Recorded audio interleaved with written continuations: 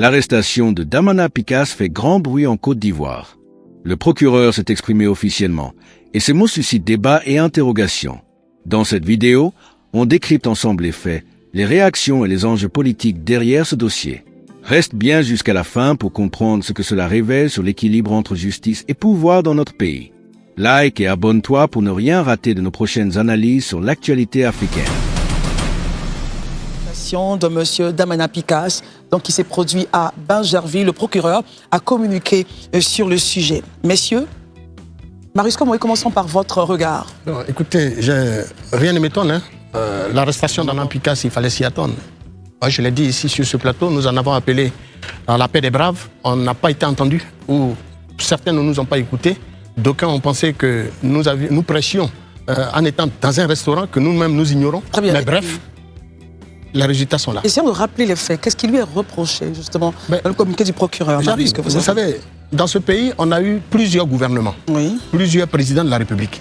Depuis Houphouët-Boigny jusqu'au président Ouattara, il y a eu des marches pour lesquelles, d'ailleurs, des leaders politiques avaient appelé leurs militants ou sympathisants de répondre. Mais on se souvient que certaines marches, depuis Houphouët, avaient été interdites. La marche des étudiants, la marche de certains partis politiques. Sous le président Bédié, ce fut le même cas. Des marches avaient été programmées, mais interdites et réprimées dans le sang. Il y a eu des morts, il y a eu des emprisonnements. Sous le président Laurent Gbagbo, des marches avaient été programmées par l'opposition, dont le RDR, le PDC et autres, réprimées dans le sang. Je me rappelle qu'à l'époque, le président Gbagbo avait même instruit la compagnie républicaine de sécurité de mater tous ceux qui viendraient justement à violer les dispositions prises par les pouvoirs publics d'intermarche. Pourquoi voudrez-vous que ça soit autrement sous le président Ouattara? L'État doit se faire respecter. C'est ça, sur tous les régimes, un État doit se faire respecter. C'est ça la société civile. On ne vient pas pour faire plaisir à un camp. Et une marche a été programmée par une opposition qu'on dit être le Front commun, qui regroupe le PPACI et le PDCI-RDA. Le monsieur qui a fait la déclaration en invitant les militants de ce Front commun à cette marche s'appelle M. Damana Picasse, vice-président du PPACI. Et dans ses propos, il a été assez clair. C'est au nom du Front commun qu'il avait fait cet appel. D'où vient-il qu'à la suite de cet appel, qui a engendré tous les grabuges que nous avons vécus, tant dans la Mai, dans le Gord, et même dans le district autonome d'Abidjan, on vient de nous dire qu'on est avec ces jeunes, mais on ne leur a pas demandé de descendre dans la rue. Dit le président Laurent Gbagbo. Un peu plus tard, c'est le président du PDCI-RDA qui fait une sortie pour dire eh bien, nous, on n'a pas appelé quelqu'un dans la rue, à travers ses porte-paroles. Lui-même est intervenu plus tard. Entre-temps, au cours d'une marche, il a dit qu'il avait 7 jours pour libérer le pays. Mais c'était des propos tout simplement guerriers, invitant certains militants, méconnaissant véritablement de la réalité politique nationale, à descendre dans la rue. On a vu bien des personnes brûlées, on a vu des citoyens s'attaquer à des édifices publics. Aujourd'hui, le résultat, c'est là. Celui-là vient, il dit non, moi je ne suis comptable de rien.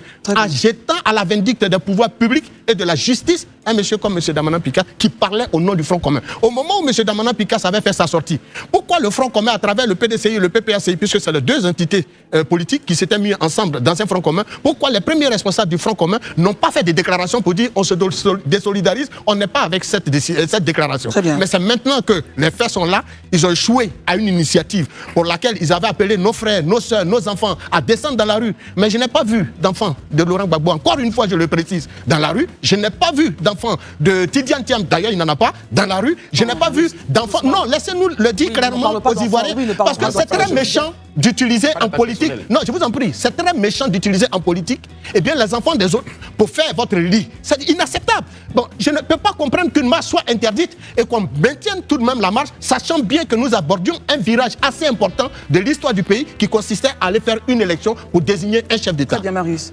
C'est votre propos et vous avez le droit d'avoir votre avis. Mon point est le suivant.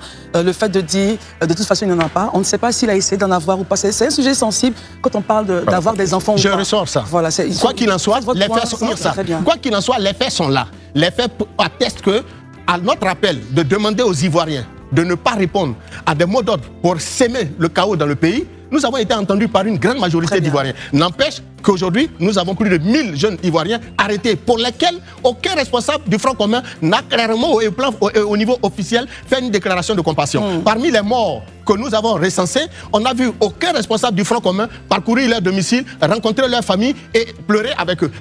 Pleurer avec elles, parlant des familles. C'est inacceptable. On aurait tout ça évité, qu'on n'en serait pas là et M. Damana Picasse, mon ami et frère, ne serait pas aujourd'hui derrière les barreaux. Dans les mailles de la police. Élisée Boudouba, je pense que le rappel des faits était déjà fait, à moins qu'il y ait un élément nouveau. Oui, et puis vous avez votre réaction. Le communiqué du procureur, on ne l'a pas à l'écran, mais je pense que c'est quand même bien pour nos téléspectateurs de pouvoir peut-être le lire rapidement. On nous dit le communiqué ce jour, mardi 4 novembre 2025, il a été procédé par la police nationale à l'interpellation à Bingerville de M. Damana Adia Picasse, vice-président du Parti des peuples africains Côte d'Ivoire, se disant par ailleurs coordonnateur général du comité opération du Front commun. Le procureur, je lis, le procureur de la République note que depuis l'interdiction de la marche projetée le 11 octobre 2025 par 2 formations politiques, certains acteurs politiques, dont le nommé Damana Adia Picasse, ont appelé à l'insurrection populaire et au renversement des institutions de la République. Donc le projet ici, c'est l'appel à l'insurrection populaire et au renversement des institutions de la République. Ces appels relayés, bon, je pense que le reste là, on pourra peut-être faire l'économie. Mais c'était pour dire que voici les faits que lui sont reprochés. Christelle, quand vous prenez le chapitre 3, la section 2 du chapitre 3 du titre 1 du Code pénal relatif aux crimes et délits contre le droit des agents, l'État et les intérêts publics, voilà ce que l'article 176 vous dit. Constitue un mouvement insurrectionnel toute violence collective de nature à mettre en péril les institutions de la République ou à porter atteinte à l'intégrité du territoire national est puni de l'emprisonnement de 5 à 20 ans quiconque participe à un mouvement insurrectionnel. Et ils ont défini 3 cas. Premier, en faisant ou en aidant à faire des barricades, des retranchements ou tout autre travaux ayant pour objet d'entraver ou d'arrêter l'exercice de la force publique. 2. En empêchant à l'aide de violences ou de menaces la convocation ou la réunion de la force publique, en provoquant ou en facilitant le rassemblement des insurgés, soit par la distribution d'ordres ou de proclamations, soit par le port de drapeaux ou autres signes de ralliement, soit par tout autre moyen d'appel. Enfin 3. En envahissant ou en occupant des édifices, postes et autres établissements publics, des maisons habitées ou non, pour faire attaque ou résistance envers la force publique. La peine est la même à l'égard de l'occupant des lieux qui, sans contrainte et connaissant le but des insurgés, leur procure l'entrée des dits locaux. Très bien. Donc voici, le chef d'accusation, c'est l'insurrection populaire et autres, mais voilà éventuellement, je dis la peine éventuellement, encouru par ceux qui se seraient portés coupables. Donc, ce qui pourrait encourir éventuellement M. Damana Adia Picasse. C'était important quand même de le situer. On ne va pas commenter parce que c'est une instruction, elle n'est pas encore arrivée à son bout. Mais je vais juste revenir sur le courrier de contestation du PPACI. C'est cela. Oui. Christelle, tout le monde en Côte d'Ivoire est libre de contester, de dire qu'ils ne sont pas d'accord que le président Ouattara soit président, ils ne sont pas d'accord qu'il soit élu. C'est un point de vue, c'est votre volonté, c'est votre souhait. Ça n'engage que vous. Quand on finit de dire ça, ce qui est essentiel de retenir, que disent les institutions. Je pense que depuis ce mardi, le Conseil constitutionnel a tranché sur la question. Les résultats définitifs ont été proclamés. Le président Ouattara a été réélu. Qu'on soit d'accord, qu'on ne soit pas d'accord, ça n'engage que nous. Mais l'État dit, ou les institutions de la République disent que le président Ouattara est réélu pour les 5 prochaines années. Le débat, il est clos.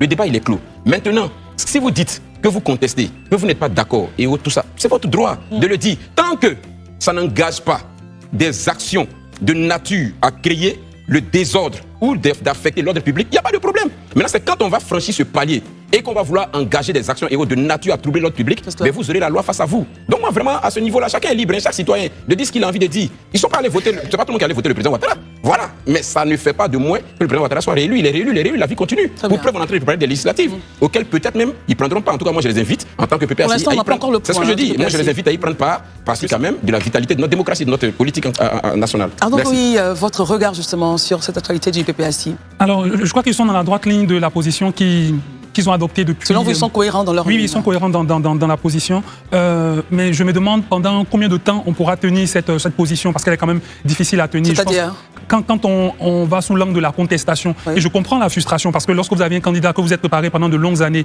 et que finalement, à la porte de l'élection présidentielle, vous êtes recalé, et que vous ne choisissez pas d'avoir un plan B ou un plan C, etc., une alternative en tout cas, après il y a une grosse frustration derrière. Mais, et donc il continue dans non seulement cette frustration de la non-participation, mais également de la non-reconnaissance de tout ce processus. Mais je pense que le parti le veut ou que le parti ne veut pas, heureusement, malheureusement, pour eux ou pour nous, je ne sais pas. Mais en tout cas, comme le disait Élisée, le président a été élu et il me paraît difficile que les actions du PPACI, notamment les différents communiqués, aient une incidence sur le processus qui a eu lieu et surtout sur l'avenir. Je pense qu'actuellement, la meilleure chose à faire, et c'est juste mon point de vue, c'est vraiment de faire de la politique. De se dire que finalement, on avait une bataille, on avait un angle de tir, ça s'est pas passé comme on l'espérait. On avait un candidat qui n'a pas pu concourir. Vraiment, il faut tirer toutes les conclusions, les failles, les faiblesses, que l'on estime que le fait que notre candidat ait été écarté soit régulier ou irrégulier, que l'on en tire toutes les conséquences et que l'on se prépare pour les batailles à venir. Heureusement, l'histoire de la Côte d'Ivoire ne s'arrête pas là. Donc, le PPACI a toute la latitude de pouvoir revenir vers les Ivoiriens, de pouvoir convaincre les Ivoiriens, même si, bien sûr, il faut montrer de la solidarité vis-à-vis de leurs camarades de parti qui sont en prison. La question reste entière. L'arrestation de Damana Picasse est-elle une mesure juste ou un signal politique? Dis-moi ce que toi, tu en penses dans les commentaires. Et surtout, partage cette vidéo pour que le débat s'élargisse. Plus on échange, plus on comprend les vrais